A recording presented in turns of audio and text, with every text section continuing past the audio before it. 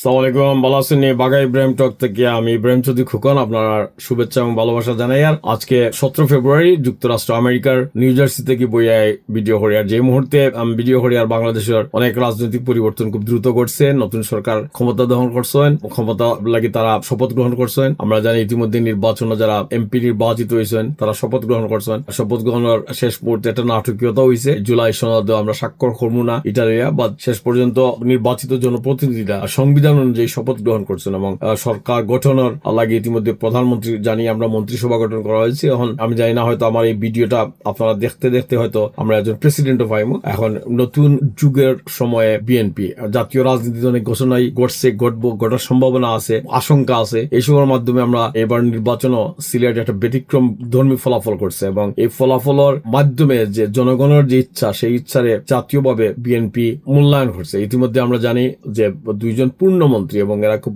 পরিচিত এবং ইতিমধ্যে একজন উপদেষ্টা। হ্যাঁ, অনেকেও প্রত্যাশা করছিল জাকির বিয়া সাহেব অর্থমন্ত্রী হইবা, কিন্তু এখন এগুলো শেষ নাই। নিশ্চয়ই তাদের অন্য কোনো গুরুত্বপূর্ণ ভূমিকা রাখা হইব। যখন একজন এমপির বা একজন জনপ্রতিনিধির ব্যক্তিগত যোগ্যতাটা তার লেভেলে থাকে, তাহলে নিশ্চয়ই অন্য কোনো জায়গা খামো লাগাইবার লাগিয়া অনেক শুনেন মন্ত্রী হয়তো 50 জন থাকেন, 25 জন মন্ত্রী প্রতিমন্ত্রী মিলিয়া হয়তো 50 জন থাকবা, 60 জন থাকবা, কিন্তু এরপরে একটা রাষ্ট্র পরিচালনার জন্য জাতীয় এবং আন্তর্জাতিক ভাবে অনেক বড় বড় কাজ করতে হয়। সে জাতিসংঘের একজন আমরা প্রতিনিধি, এটা কোন অবস্থায় একজন মন্ত্রীর থেকে কম দায়িত্বপূর্ণ নয়। আমরা যুক্তরাষ্ট্র, আমরা যে রাষ্ট্রদূত, ভারত আমরা রাষ্ট্রদূত, এই সমস্ত রাষ্ট্রদূত একজন মন্ত্রী থেকে বড় গুরুত্বপূর্ণ বা দায়িত্ব পালন করতে পারেন। তো আমরা দেখি কি হয়, কিন্তু এই মুহূর্তে আমরা আরিফুল হক চৌধুরী, আমরা খন্দকার আব্দুল মুক্তাদির এবং আমরা হুমায়ুন কবির সাহেব। আমি হুমায়ুন কবির সাহেব লাগে ব্যক্তিগতভাবে আমার জানাশোনা নাই, নিশ্চয়ই আমরা অলুৎসম, কিন্তু এই দুজন নিয়ে আমি বাঘা ইব্রাহিম টাকে আগে কথাবার্তা হয়েছি এবং আমি আবারও মনে করি যে এই দুজন শুধু জনগণের লোকে সম্পৃক্ত এটাও না, এরা খুবই অভিজ্ঞ মানুষ। বিশেষ করে আরিফুল হক চৌধুরী তো বারবার নিজের প্রমাণ হচ্ছে একজন জননেতা হিসেবে গড়িয়ে ওঠা। আমরা যে সিলেট অঞ্চলের সেই আব্দুল সামাদ আজাদ, সিলেট অঞ্চলের খন্দকার মালিক সাহেব, লুৎফুর রহমান সাহেব, সুরঞ্জিত বাবু, এরার উত্তরাধিকার হিসাবে দল হুমায়ুন রশিদ চৌধুরী সাহেব, এরার উত্তরাধিকার হিসাবে যে নেতৃত্ব আজকে সামনে আগায় আর আরিফুল হক চৌধুরী, এরাও আব্দুল মুক্তাদির। আমি আবারও মনে করি যে মুক্তাদির সাহেব একজন এমপি এবং ইতিমধ্যে সবাই আমার সবাই যে তাই একজন ব্যক্তিগতভাবে খুব ভদ্র মানুষ। এবং আমরা যদি স্মরণ করি আমরা সময়ের কঠিন রাজনৈতিক সময়, উত্তাল রাজনৈতিক সময়, তখন আমরাও আসতাম। আজকে তো দেশে বিদেশে নানান মানুষ সুঙ্গা লইয়া সারাদিন বকবক করেন, তখন আমরা সুঙ্গা লইয়া কিন্তু খাদির বাজারও বকবক করতাম, নাইলে বন্দর বাজার বকবক করতাম। আমি শ্রদ্ধার সাথে স্মরণ করি যে আমরা বিএনপির বিরুদ্ধে বহুদিন মিটিং মিছিল করছি, কিন্তু খন্দকার মালিক সাহেব তার বিরুদ্ধে ব্যক্তিগতভাবে আক্রমণ করার কোন বিষয় আমরা কোনোদিন ধরা পড়ছে না। এর লাগেও কোনোদিন ব্যক্তিগত আক্রমণও গেছি না। ইয়াস, বিএনপি এই জিনিস দাবি জানাওয়া, আমরা সিলেট বিভাগ হইতো, আমরা সিলেট হতা হইতো, হেনে হয় না, যোগাযোগ ব্যবস্থা হয় না, বিএনপির কাছে দাবি জানাইছি এবং আমরা দাবি জানাইছি যে স্থানীয় এমপির যেন এটা পাওয়ার দেওয়া হোক, স্থানীয় এমপির যেন বরাদ্দ দেওয়া হোক, তারা যেন পার্লামেন্ট হওয়ার সুযোগ দেওয়া হোক। তো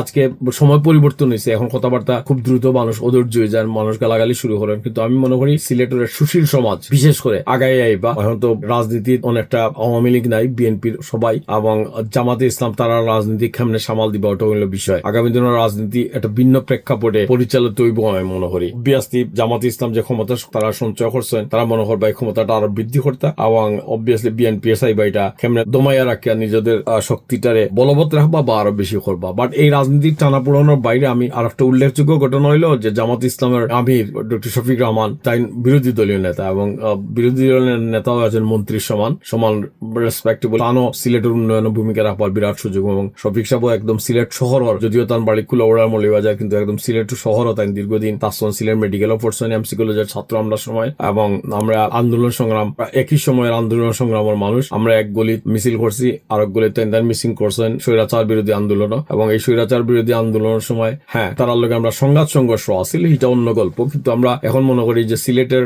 এই যে শক্তি নির্বাচনের মধ্য দিয়ে, বিশেষ করে মন্ত্রিসভা আমরা যে দুইজন মন্ত্রী গেলাম, বিশেষ করে প্রবাসী মন্ত্রণালয়, এটা আরিফুল হক চৌধুরীর লাগে একটা বিরাট সুযোগ। এই প্রবাসী মন্ত্রণালয়, প্রবাস বলতে সিলেট, আগে আমরা মুক্তিযুদ্ধের পরে যে প্রবাসী হইয়া যে সারা বাংলাদেশে লেখালেখি করা হইতো বা আমরা স্লোগান দিতাম, এই সিলেট আমরা শ্রদ্ধার সাথে এটা বারবার মনে হইব। ব্যারিস্টার নুরুল ইসলাম সাহেবরা এই প্রবাসী মন্ত্রণালয় গঠন করার লাগে দাবি জানাইতা এবং প্রবাসী সেন্টার পর্যন্ত করা হয়েছিল। এই সিলেটের ওয়াহিদ খান সাহেব, সফি শাম্মীরা, কয়েস শাম্মীরা, এইসব জড়িত, তখনকার ডিসি ফয়জুল্লাহ সাহেব, তখন আরিফ ছাত্র নেতা, আরিফের জানা আছে। এবং এই সিলেটের এমন কোন গ্রাম, এমন কোন অঞ্চল নাই যে আমরা সিলেটের প্রবাসী হল নাই, এবং প্রবাসী হল জর্জরিত। বিমানবন্দরের সমস্যা, পাসপোর্ট অফিসের সমস্যা, পুলিশ ভেরিফিকেশন, নোটারি, এই সমস্ত নানান ছোটখাটো সমস্যা আরিফের জানেন। এবং প্রবাসী হল বড় করিয়া প্রবাসী পল্লী গঠন করা। গত বছর আমরা জানি যে সিলেট প্রবাসী সম্মাননাও দেওয়া হয়েছে। এই সম্মাননার তালিকা আমার নামও আছিল, বাট ধন্যবাদ, আমার নাম থেকে জরুরি হইলো যে এই ধরনের প্রবাসী হল্লার লাগি একটা জেলা প্রশাসন থেকে নেওয়া হয়েছে। এখন প্রবাসী মন্ত্রণালয় সিলেটর, এটা একটা খালি প্রবাসী মন্ত্রণালয়, শ্রম মন্ত্রণালয়,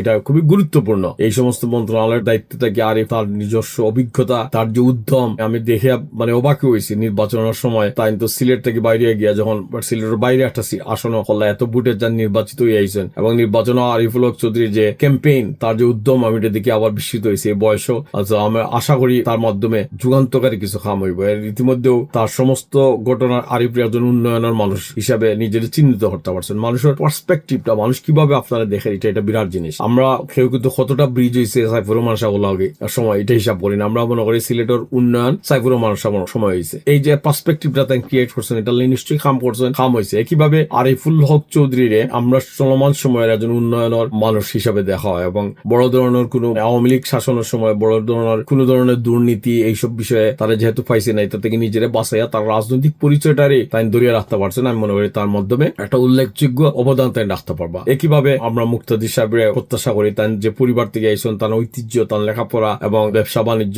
শিল্প, এই সমস্ত ব্যাপারে তার অভিজ্ঞতা, তার যে কানেকশন, এটার খামো লাগিয়া তাই যেহেতু প্রথমবারের মধ্যে জনপ্রতিনিধি, তাই নিজের প্রমাণ করবার যথেষ্ট সুযোগ আছে, এবং বিশেষ করে সিলেটের মানুষ তাদের সহযোগিতা করবো। খালি এটাও নয়, এই মানুষগুলোর হুমায়ুন কবির সাহেব পররাষ্ট্রমন্ত্রী, এটা খুব গুরুত্বপূর্ণ। নিশ্চয়ই তার সে যোগ্যতা আছে, আমি খুব ব্যক্তিগতভাবে না জানলে এখন সুযোগ হইব তার জানার, এবং তার কর্মের মাধ্যমে সিলেটবাসী উপকৃত হইবা। পাশাপাশি এই যে মন্ত্রী হল, এই মন্ত্রী হলের সহযোগিতা দেওয়ার লাগি একজন আমরা মালিক ভাই জন ইমরান চৌধুরী, তারা সবসময় আছেন। তো তারা ঐক্যবদ্ধ হয়ে আমি সিলেটের সুশীল সমাজে আহ্বান জানাবো যে আমরা সিলেটের কিতা করণীয় এসব ব্যাপারে তারা জানেন। তারপরেও আমি মনে করি তারা একটা অভিনন্দন জানানো, তারা শুরু থেকে একটা সম্পর্ক সৃষ্টি করা সুশীল সমাজের। আমরা সিলেট লইয়া সবসময় মনে করি বঞ্চিত, সিলেট লইয়া খাম হওয়া উচিত, এই বিষয়ে সিলেটের অগ্রাধিকার, এই অগ্রাধিকার বিষয়ে আপনারা খাম হরকে আমরা সহযোগিতা আছি। আমরা তো সিলেটের মানুষ, সিলেটের এমপি হলরে, সিলেটের মন্ত্রী হলরে আমরা আগাইয়া দিতাম চাই। সুতরাং আমি সিলেটের সুশীল সমাজে, আমরা সেই আগর রাজনীতিবিদ হল নাই, সুশীল সমাজের মাঝে যারা বাড়ি গেছেন, আমি উদাত্ত আহ্বান জানাইব যে লেটস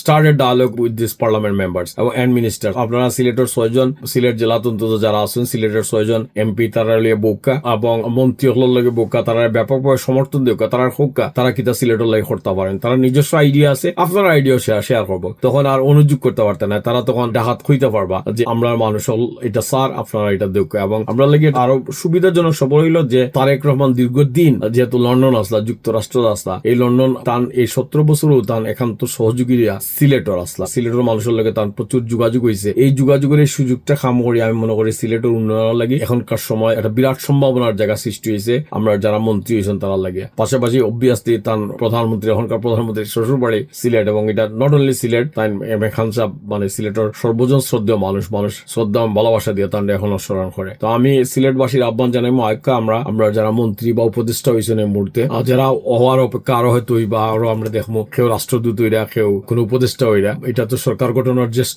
প্রাথমিক প্রক্রিয়া এখনো আমরা, বাট ইতিমধ্যে যারা হয়েছেন তারা আমি আজকের এই বাঘা ইব্রাহিম টক থেকে তারা অভিনন্দন শুভেচ্ছা জানাই। আর আমি তারার প্রতি আমরা নজর রাখবো, প্রত্যেকটা খাম করা ভুলভাল খাম হইলে আমরা সমালোচনা করবো, আমরা আমার ভাই হইলে আমরা সমালোচনা করবো, এটা তারাও চাইবা, এবং আমরা কইম যে এই ব্যাপারে আরো নজর দেবার লাগিয়া আমরা কিন্তু তারারে আমরা ব্যাপকভাবে সমর্থন দিব যেন তারা জাতীয়ভাবে সফল হইতে পারেন। আমরা তারার প্রতি ভালোবাসা এবং শুভেচ্ছা জানাই। আমি বাঘা ইব্রাহিম টক আজকে শেষ করি। আর আজকে আমি মনে করি সিলেটবাসীর একটা আনন্দের দিন, এই আনন্দের সময়টা আমরা সিলেটবাসীর লাগে বড় কিছু অর্জনের প্রত্যাশা করিয়া আমি আজকে কথাবার্তা শেষ করি।